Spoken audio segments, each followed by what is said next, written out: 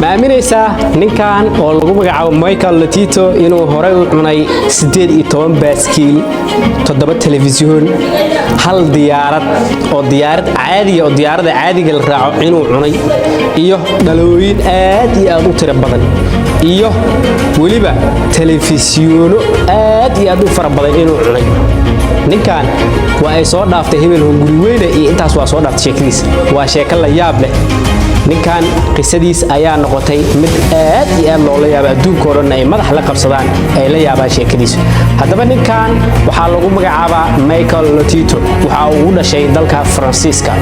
sanadii 1978 ayuu wuxuu si complete ah u cunay hal diyaarad oo dhameystiran oo nooca raaxada diyaaradaha raaxada oo private jet-ka oo 2003 qof lagu qaado ayuu ka tagay sanadka 2 sano gudahood uu ku cunay diyaaradda haddaba maxaa ku kalifay ninkan inuu cuno diyaaradaha iyo waxyaabahaas ninkan waxaa jirta xaalad caafimaad oo loo yaqaan PISA oo uu qabay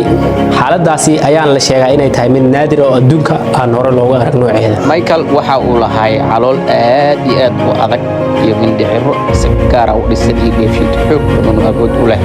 in ay u dheefshiido biraha iyo dhalooyinkii caawin iyo waxyaabaha cunayaan cunnada ahay cunitaanka biraha iyo waxyaabahaas markuu cunayo ayaa waxa uu isticmaali jiray biyo aad iyo aad u fara badan si ay liqista uga qayb qaadato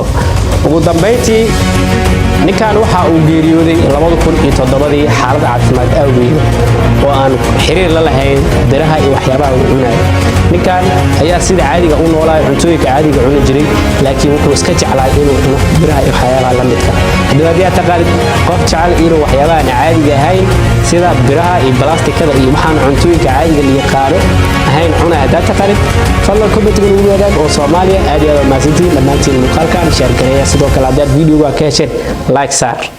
goodbye